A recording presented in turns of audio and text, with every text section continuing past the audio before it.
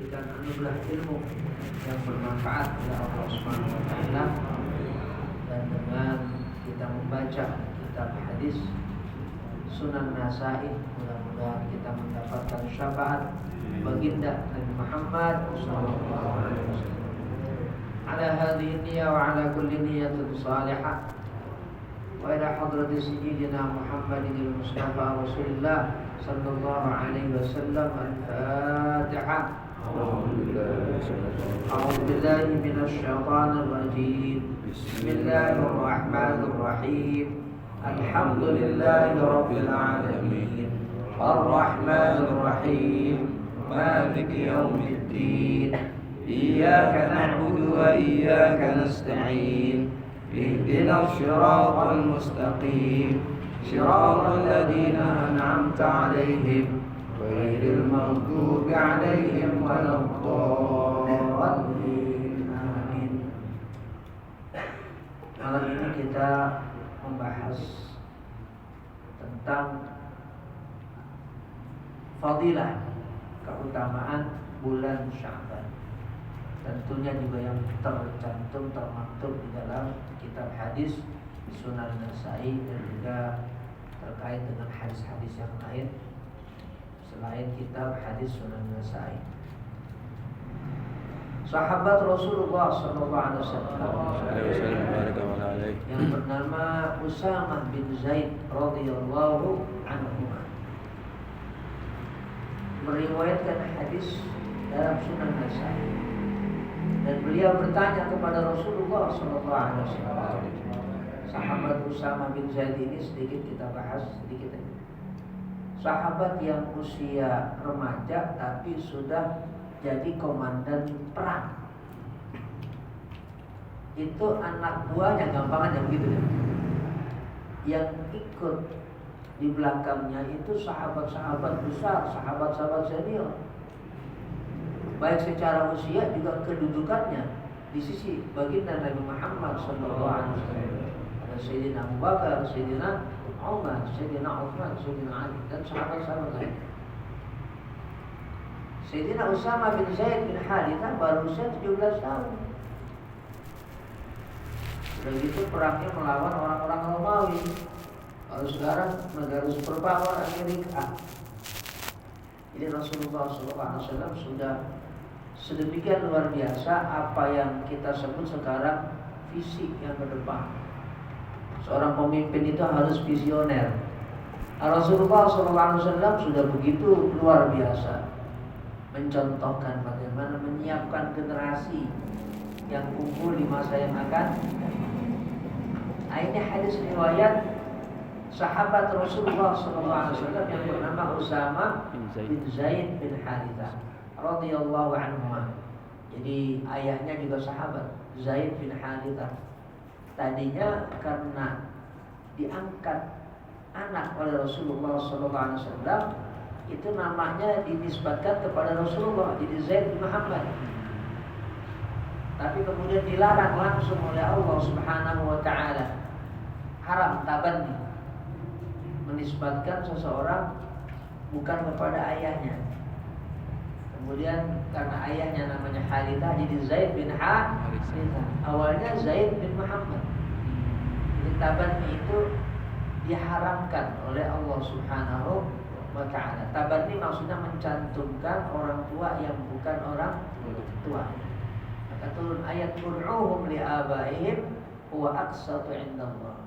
Panggil anak-anak itu kepada orang tuanya yang kandung, karena itu yang lebih adil, lebih bagus, lebih baik di hadapan Allah Subhanahu wa ta'ala. Sahabat Usamah bertanya kepada Rasulullah SAW, "Ya Rasulullah, lam araka tasumu syahran min asy-syuhuri ma tasumu min Sya'ban." Ya Rasulullah, aku tidak lihat engkau berpuasa begitu banyak, mengisi hari-hari engkau seperti yang aku lihat engkau begitu banyak berpuasa di bulan Sya'ban, puasa yang sunnah. Rasulullah SAW kemudian menjawab, "Dzaka syahrun yaghfulun nasu anhu baina Rajabin wa Ramadhan." Itu bulan, maksudnya bulan Sya'ban, bulan di mana banyak orang itu yang full lalai untuk beribadah. Baina Rajabin wa Ramadhan, antara bulan Rajab dan bulan Ramadhan. Boleh jadi termasuk kita di dalamnya. Kita ini biasanya terkonsentrasi ibadah di bulan Rajab dan kemudian bulan Ramadan. Bulan Sya'bannya bolong. Persiapannya materi, mau puasa besok sahur pakai apa, Ramadan buka pakai apa, besok mau lebaran bikin apa, atau yang mau pulang persiapannya bagaimana, atau mungkin rumah ada yang harus dipersiapkan perkakasnya atau kelengkapannya dan lain-lain sebagainya. Lah ibadahnya lupa, takarrub kepada Allahnya lupa, mendekatkan diri kepada Allahnya lalai. Makanya Nabi mengingatkan, jangan sampai mendekati Ramadan di bulan Sya'ban ini kita tidak punya persiapan ibadah kepada Allah Subhanahu wa ta'ala. Kita menjadi lalai. Makanya Nabi mencontohkan, beliau diantaranya banyak berpuasa. Yang kedua, wa huwa syahrun turfa'u fihi al-a'malu ila rabbil alamin. Bulan Sya'ban di mana kita sekarang ada, bulan di mana amal-amal kita diangkat kepada Allah Subhanahu wa ta'ala. Fa uhibbu an yurfa'a 'amali wa ana sha'imun.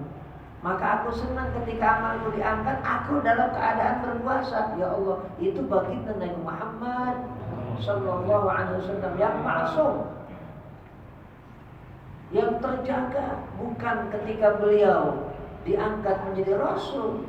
Dari mulai lahir sampai beliau wafat, bahkan juga untuk orang-orang tua beliau. Kan kalau kita baca Barzanji kan ada itu pasal namanya nasabun. Nasabun tahsibul ula bi'ula qallataha nujumahan yusa. Nasab Rasulullah sallallahu alaihi wasallam sampai ke Nabi Adam tidak pernah melakukan hal-hal yang merupakan maksiat kepada Allah Subhanahu wa ta'ala. Itu nasab beliau, bagaimana beliau sendiri maksum. Khatamul anbiya, a'zamul makhluqat, akramul mursalin. Tapi ternyata Rasulullah SAW bersabda, fa uhibbu an yurfa' amali wa ana sha'imun. Aku senang ketika amalku diangkat kepada Allah Subhanahu wa ta'ala, aku dalam keadaan berpuasa. Maksudnya dalam keadaan beribadah kepada Allah Subhanahu wa ta'ala. Ini namanya raf'ul a'mal sanawiyan. Amal diangkat yang sifatnya setahun sekali. Di bulan ini, di bulan Sya'ban, dilaporkan kepada Allah Subhanahu wa ta'ala amal tahunan. Ada juga amal harian yang diangkat kepada Allah Subhanahu wa ta'ala. Amal harian. Kapan? Waktu sholat asar mau menjelang maghrib dan juga waktu sholat subuh. Itu amal kita diangkat juga kepada Allah Subhanahu wa ta'ala sesuai sabda Rasulullah sallallahu alaihi wasallam dalam hadis yang sahih muttafaqun alaih riwayat Imam Bukhari dan Muslim. Yata'aqabuna fikum malaikatun bil-laili wa malaikatun bin-nahari fayajtami'una fi salatil fajri wa salatil 'ashri thumma ya'ruju alladhina batu fikum fayas'aluhum rabbuhum wa huwa a'lamu bihim kaifa taraktum 'ibadi qalu taraknahum wa hum yusalluna wa atainahum wa hum yusalluna. Rasulullah SAW bersabda, ya ta'aqabuna, bergantian, bergiliran. Kalau bahasa kita, sip-sipan. Fikum, di antara kalian, maksudnya menjaga kita itu. Malaikatum bil-laili, malaikat yang Allah tugaskan di malam hari. Wa malaikatum bin-nahari, dan malaikat yang Allah tugaskan di siang hari. Fayajtami'una fi salatil fajri wa salatil subhi. Lalu malaikat itu kumpul pada saat sholat fajar, sholat subuh, dan kumpul pada saat sholat asar. Tsumma ya'rujul ladzina batu fikum. Kemudian malaikat yang tadi diperintahkan oleh Allah untuk menjaga makhluk yang namanya manusia di malam hari, ya'rud, naik. Maksudnya melapor kepada Allah Subhanahu wa taala. Fayas'aluhum rabbuhum. Lalu Allah Subhanahu wa taala tanya itu kepada malaikat yang Allah tugaskan di malam hari. Padahal wa huwa a'lamu bihim. Allah Maha tahu tentang kondisi manusia. Maksudnya Allah Subhanahu wa taala tanya, bukan Allah enggak tahu. Allah Maha tahu, tapi Allah ingin malaikat itu jadi saksi bahwa tidak semua manusia itu jelek. Kan kita semuanya pernah dengar itu, mungkin pernah baca juga Quran. Gimana ketika Allah menciptakan Adam, malaikat itu bukan protes ya, bilang kepada Allah Subhanahu wa ta'ala, gimana ini manusia nantinya akan yasfikut dima, menumpahkan darah. Malaikat bilang kepada Allah, nanti ini manusia yufsiduna fil ard, akan merusak di bumi. Allah Subhanahu wa ta'ala tidak menjawab iya, juga tidak menjawab tidak. Allah bilang kepada para malaikat, inni a'lamu ma la ta'lam. Sesungguhnya aku Maha tahu apa yang kalian, hai malaikat, tidak tahu. Itu aja Allah Subhanahu wa ta'ala jawabnya. Nah, malaikat kemudian disuruh jadi saksi oleh Allah Subhanahu wa ta'ala. Enggak semuanya malaikat, enggak semuanya manusia itu merusak. Enggak semua manusia itu yasfikut dima, menumpahkan darah. Masih banyak manusia yang ternyata beribadah kepada Allah Subhanahu wa ta'ala. Malaikat disuruh nungguin tuh manusia. Di mana? Di tempat-tempat dilaksanakannya sholat berjamaah, subuh dan juga asar. Allah bilang, Allah tanya kepada malaikat, kaifa taraktum ibadi? Malaikat, gimana? Waktu kamu tadi meninggalkan hambaku, itu hambaku lagi pada ngapain? Itu malaikat bilang, taraknahum wa hum yusalluna. Ya Allah, kami tinggalkan mereka lagi pada sholat. Wa atainahum wa hum yusallun, dan kami datang lagi habis ganti sip-sipan, ternyata mereka juga lagi sholat. Cuman hadisnya nggak ada begini. Kata Allah, gue bilang juga apa? Ini nggak ada tuh hadisnya. Jadi kita ini oleh Allah Subhanahu wa ta'ala dibanggakan. Termasuk ketika raful amal, diangkat amal itu kepada Allah Subhanahu wa ta'ala. Kapan lagi itu raful amal? Ada lagi yang sifatnya mingguan. Hari apa? Setiap hari Senin dan setiap hari Kamis. Di mana Rasulullah SAW bersabda, hadis riwayat Imam Tirmidzi dari sahabat Abu Hurairah, tu'radul a'malu yaumal itsnaini wa yaumal khamisi. Amal itu tu'rad, diserahkan kepada Allah Subhanahu wa ta'ala setiap hari Senin dan setiap hari Kamis. Fa uhibbu an yu'rada amali wa ana shaim. Maka aku senang ketika amalku yu'rada, diserahkan pada Allah Subhanahu wa ta'ala, wa ana shaimun, aku lagi puasa. Nah, jadi ada amal mingguan yang diserahkan kepada Allah Subhanahu wa ta'ala. Itulah rahasia kenapa kita disuruh puasa Senin dan juga Kamis. Di samping khususnya hari Senin, itu Rasulullah SAW juga menjawab, "Dzaka yaumun wulidtu fihi." Aku puasa hari Senin karena juga hari itu aku dilahirkan. Maka setiap Senin Rasulullah SAW berpuasa. Walaupun pengertiannya bukan hari lahir setiap orang kemudian disunahkan berpuasa, enggak. Kalau mau puasa ya boleh-boleh aja. Kita lahir kapan? Hari Selasa, saya mau puasa di hari lahir saya, enggak apa-apa. tapi bukan sunnah. Kesimpulan hadisnya nggak bisa ditarik ke hari Senin atau dengan menggunakan hadis hari Senin. Lah, Nabi lahir, kita lahirnya beda. Ya, kita hari lahirnya hari apapun tentu nggak bisa mengambil dalil puasanya hari Senin karena lahirnya Rasulullah SAW. Kemudian kita kalau lahir puasa, hukumnya jadi sunnah? Ya enggak. Kalau mau puasa boleh mau puasa, tapi nggak sunnah. Karena itu khusus. Rasulullah itu lahir beda dengan kita. Rasulullah itu lahir rahmatan lil alamin, dan kita Allahu a'lam bishawab. Ya kecuali para habaib. Lah kalau kita ya beda dengan Rasulullah sallallahu alaihi wasallam. Nabi mah lahir dan jauh sebelum lahir aktenya udah keluar. Dari zaman Nabi Adam. Bahkan sebelum Nabiullah Adam diciptakan oleh Allah Subhanahu wa ta'ala. Nabi Adam belum diciptakan oleh Allah Subhanahu wa ta'ala. Dalam hadis yang sahih riwayat Imam Tabrani, di mana Rasulullah SAW sempat ditanya, "Ya Rasulullah, mata kunta nabiyyan?" Ya Rasulullah, kapan kau jadi nabi? Nabi menjawab, "Kuntu nabiyyan wa Adamu munjadilun fi tinati." Itu hadis sahih riwayat Imam Tabrani.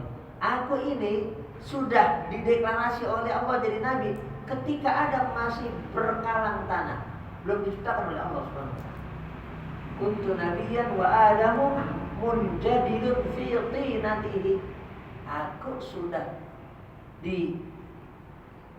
dinyatakan sebagai nabi ketika Adam masih berkalang tanah. Bentuknya aja belum diciptakan oleh Allah Subhanahu wa taala, bagaimana ditiupkan rohnya oleh Allah Subhanahu wa taala. Dan setiap nabi berdasarkan hadis Rasulullah sallallahu alaihi wasallam, dari mulai Nabiullah Adam sampai Nabiullah Isa, termasuk para nabi, para rasul yang tidak dicantumkan namanya, tidak dikisahkan di dalam Quran, itu pasti memberitahukan tentang akan diutusnya baginda Nabi Muhammad sallallahu alaihi wasallam kepada para umatnya. Kalau Nabi Adam kepada anak-anaknya, wajib. Kalau Nabi, siapapun Nabi itu, Rasul, siapapun Rasul itu, nggak mungkin tidak memberitahu tentang diutusnya baginda Nabi Muhammad sallallahu alaihi wasallam. Termasuk ada yang kita baca di dalam Quran. Secara khusus Nabi Isa misalnya, ada surah namanya surah As-Saff, surah ke-61 ayat 6. Nabi Isa bilang di depan Bani Israel, wa idh qala Isa ibn Maryam ya Bani Israel inni Rasulullah ilaikum musaddiqan lima baina yadayya min at-taurati wa mubasysyiran bi rasulin ya'ti min ba'di ismuhu Ahmad. Falamma ja'ahum bil bayyinat qalu hadza sihrun mubin. Nabi Isa bilang di depan Bani Israel, pidato. Ya Bani Israel, hai Bani Israel, inni Rasulullah ilaikum. Sesungguhnya aku ini utusan Allah ilaikum kepada kalian. Aku datang musaddiqan lima baina yadayya minat Taurati. Aku datang ini membenarkan ajaran yang dulu oleh Allah diwahyukan kepada Nabi Musa berupa kitab Taurat. Aku datang juga wa mubasysyiran sebagai kabar gembira, memberi kabar gembira bi rasulin, tentang seorang rasul ya'ti yang akan datang min ba'di setelah aku, ismuhu Ahmad, namanya Ahmad. Ahmad maksudnya Nabi Muhammad sallallahu alaihi wasallam. Kok Nabi Isa ngomongnya Ahmad bukan Muhammad? Ahmad itu kalau dalam bahasa Arab namanya af'alut tafdil. Kalau bahasa Inggris namanya superlative degree. Ada bagus, ada paling bagus, dan yang ada di puncak kebagusan. Kita kalau sholat takbiratul ihram, Allahu Akbar, bukan Allah kabir, bukan. Allahu Akbar, maha besar. Ahmad itu puncak pujian Allah Subhanahu wa ta'ala. Ahmad itu artinya puncak pujian Allah. Puncak pujian Allah itu bukan surga, bukan malaikat, bukan semesta raya, bukan bidadari. Puncak pujian Allah itu adalah Nabi Muhammad sallallahu alaihi wasallam. Makanya ada puncak surah namanya Al-Fatihah. Puncak surah. Jadi puncak surah Fatihah, puncak ayat kursi. Kenapa puncak surah namanya Al-Fatihah, puncak ayat namanya ayat kursi? Karena di dalamnya ada Nabi Muhammad sallallahu alaihi wasallam. Kalau dalam ayat kursi, apa bunyinya? Man dzalladzi yashfa'u 'indahu illa bi'idznih. Siapa orang yang kasih syafaat di sisi Allah kecuali atas izin Allah? Yang diizinkan siapa? Baginda Nabi Muhammad sallallahu alaihi wasallam. Kita buka Quran setelah bismillah, alhamdulillahirabbil alamin. Alhamdulillah itu artinya maha terpuji, segala pujian. Nabi Muhammad juga namanya dan artinya yang terpuji. Muhammad itu artinya yang terpuji. Alhamdulillah juga artinya terpuji. Ahmad itu puncak pujian. Puncak pujian Allah bukan yang lain, tapi Nabi Muhammad sallallahu alaihi wasallam. Itu Rasulullah yang menyatakan kalau Fatihah itu adalah puncaknya surah. Enggak ada di kitab suci lain surah yang diturunkan ya kecuali surah Al-Fatihah, termasuk ayat. Jadi ada a'zamu suratin, ada a'zamu ayat. Itu yang keluar dari lisan Rasulullah SAW. A'zamu suratin. A'zam artinya yang paling agung. Suratin surah. A'zamu yang paling agung. Ayatin ayat. Itu hadis sahih. Itu riwayat Imam Bukhari dan juga riwayat Imam Muslim tentang a'zamu suratin dan a'zamu ayat. Tapi ternyata Rasulullah SAW begitu luar biasa tawaduknya, begitu rendah hatinya beliau di depan manusia. Akhlaknya luar biasa. Kembali lagi kepada bulan Sya'ban. Nah, bulan Sya'ban ini bulan yang mulia karena juga di dalamnya ada sebab turunnya ayat terkait sholawat. Jadi ayat 56 di dalam suratul Ahzab, innallaha wa malaikatahu yusalluna 'alan nabi ya ayyuhalladzina amanu shallu 'alaihi wa sallimu taslima. Itu ayat 56 di dalam suratul Ahzab, surah ke-33, itu diturunkannya di bulan Sya'ban.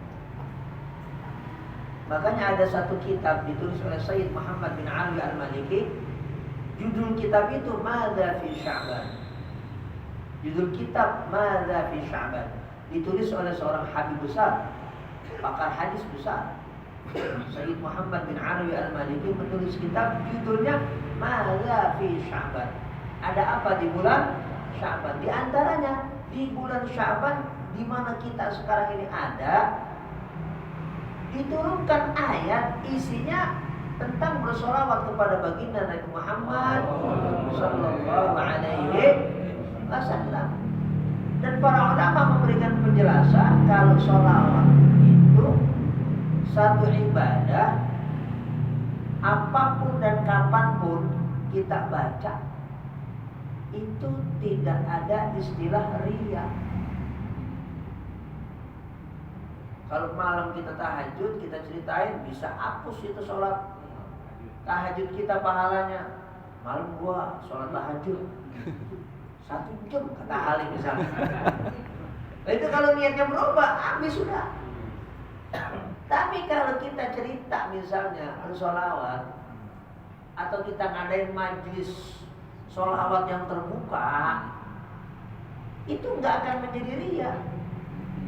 Pasti diterima sebagai kebaikan oleh Allah Subhanahu wa ta'ala, karena begitu mulianya baginda Nabi Muhammad sallallahu alaihi wasallam. Makanya ada hadis yang menarik tentang perintah bersolawat yang ayatnya turun di bulan Sya'ban ini di mana kita berada. Dan hadis ini juga unik. Jadi menarik dan unik. Kayaknya ada tawar-menawar, kayaknya tentang sholawat. Ada seorang sahabat Rasulullah SAW, namanya Ubay bin Ka'ab.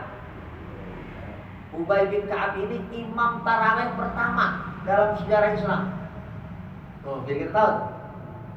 Imam tarawih pertama dalam Islam, dalam sejarah Islam, itu sahabat Ubay bin Ka'ab yang nyuruh Khalifah Sayyidina Umar bin Khattab radhiyallahu anhu. Karena di zaman Sayyidina Umar lah pertama kali pelaksanaan sholat yang kita sebut sekarang menjadi sholat tarawih. Artinya gimana? Di zaman Sayyidina Abu Bakar sendiri-sendiri orang sholat malam Ramadan.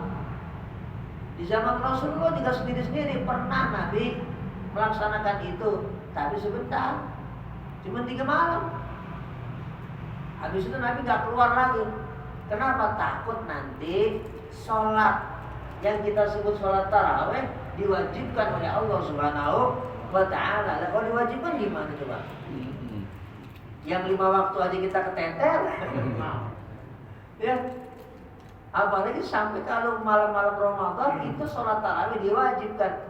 Saking syafaqah Rasulullah SAW, saking sayang kepada umatnya, kepada kita semuanya, itu Nabi ninggalin. Bukan ninggalin maksudnya pribadi, tapi berjamaahnya ditinggal oleh beliau bersama para sahabat Rasulullah SAW. Sahabat udah nungguin. Bukan Nabi ketiduran. Ketika subuh Nabi bilang, aku tahu malam kalian pada kumpul, tapi aku sengaja nggak keluar. Aku takut diwajibkan oleh Allah Subhanahu wa ta'ala.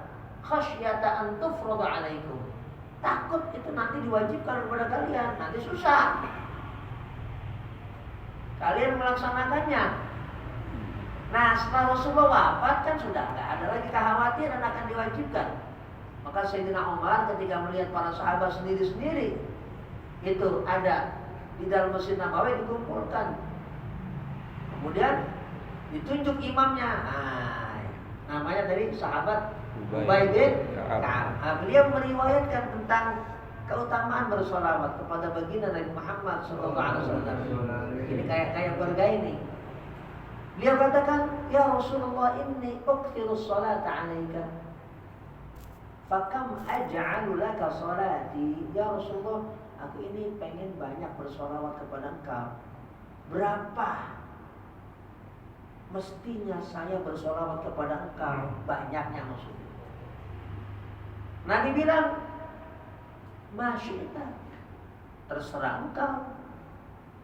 Ubay bin Ka'ab bilang kepada Rasulullah SAW, fathulu saya Rasulullah, sepertiga gimana Rasul? Sepertiga waktu dari 24 jam. Nabi bilang, masyita, terserah engkau. Tapi Nabi kasih imbuhan, fa in zidta fa huwa khairun laka. Kalau kamu tambah lebih baik lagi, naik lagi nih. Ya, sahabat Ubay bin Ka'ab, fatnisfa ya Rasulullah, setengah waktu saya 24 jam saya gunakan untuk bersolawat kepada engkau ya Rasulullah. Nabi bilang lagi, masyita, terserah engkau. Fa in zidta fa huwa khairun laka. Tapi kalau kamu tambah, lebih cakep lagi tuh, naik lagi. Fasulusani ya Rasulullah, fasulusani 2/3 waktu saya mau pakai bersolawat kepada engkau. Lah 2/3 dari 24 jam berapa? Kan udah 18 jam. 18 jam. Tapi Nabi masih bilang begini, masyita fa in zitta fa huwa khairun laka. terserah kamu. Tapi kalau ditambah sama kamu lebih cakep lagi tuh baik. Sabda Rasulullah SAW. Kemudian sahabat Ubay bin Ka'ab bilang kepada Rasulullah SAW, ya Rasulullah, idzan usolli alaika kullaha. Kalau gitu sepanjang saat itu saya ingin bersolawat kepada engkau ya Rasulullah. Nabi bilang lagi, idzan kalau begitu tukfa hammaka. Tukfa kamu dicukupkan hammaka. Hammaka ay amroka. Kalau begitu karena kamu setiap saat ingin bersolawat kepada aku dalam durasi waktu 24 jam.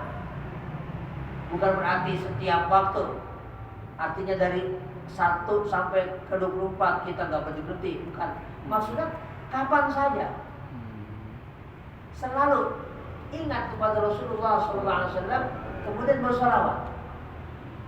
Kalau begitu kata Rasulullah, kamu wahai Ubay pasti dicukupkan segala urusan kamu, wa yughfaru dzambuka, dan diampuni segala dosa kamu. Itu salah satu fadilah, keutamaan bersolawat kepada Rasulullah SAW. Jadi bulan Sya'ban ini juga dikenal dengan bulan bersolawat kepada Rasulullah SAW, karena diturunkan ayatnya perintah bersolawat itu di bulan Sya'ban, yang pastinya lebih mulia dibandingkan perintah Allah kepada Nabi Adam. Kalau Nabi Adam yang disuruh malaikat. Nah kalau yang namanya sholawat, Allah aja bersolawat. Sholawat dari Allah rahmat. Bukan Allah bilang sallallahu ala Muhammad seperti Jibril, atau Allahumma sholli ala sayyidina Muhammad. Sholawat dari Allah maksudnya rahmat. Wa ma arsalnaka illa rahmatan lil alamin. Itu artinya sholawat dari Allah.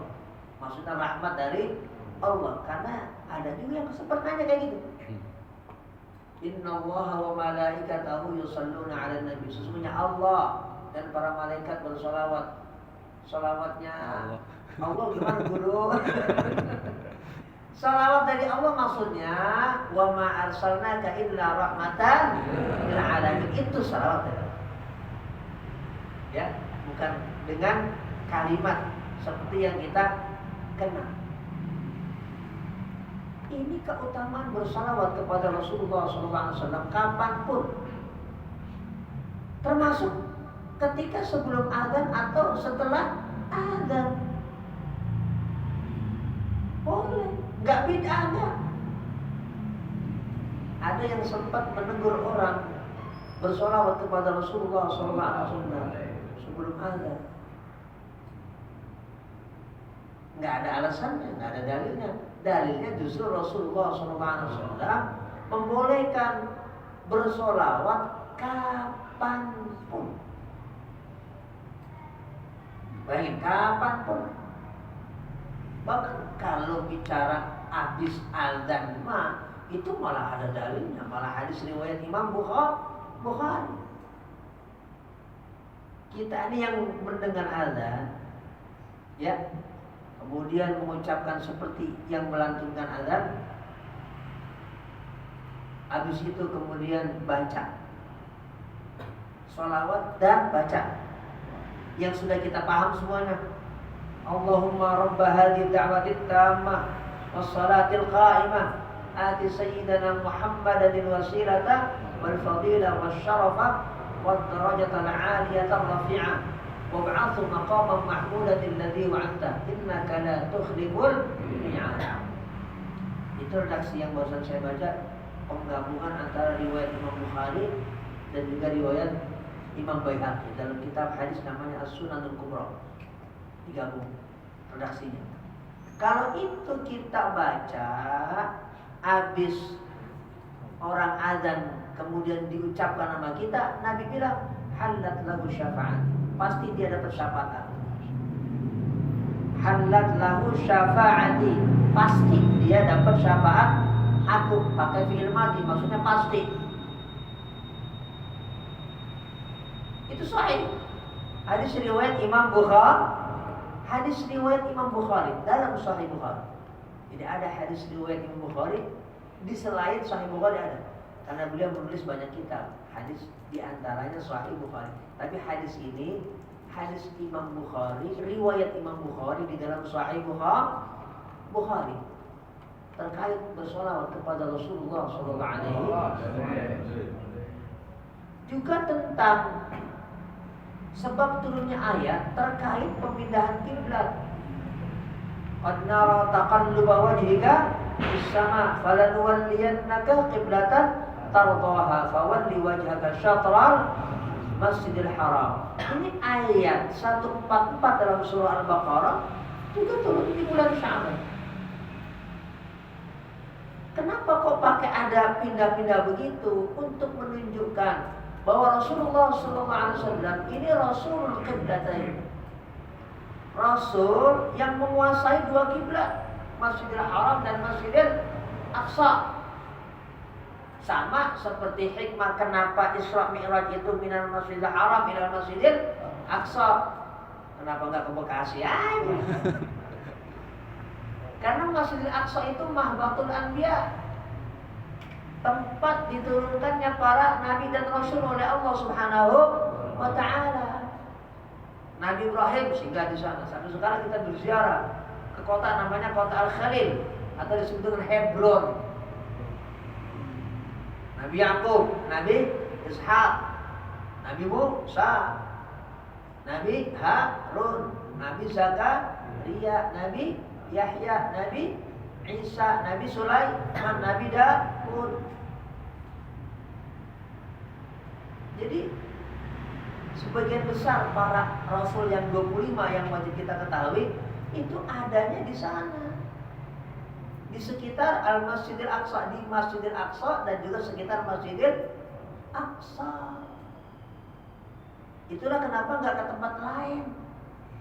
Kenapa Nabi Muhammad ini Rasulul Qiblatain, dan ini tercantum di dalam kitab Taurat dan di dalam kitab Zabur, juga di dalam kitab Injil, tentang bahwa Nabi akhir zaman itu adalah Nabi yang punya gelar Rasulul Qiblatain, Rasul yang menguasai dua kiblat.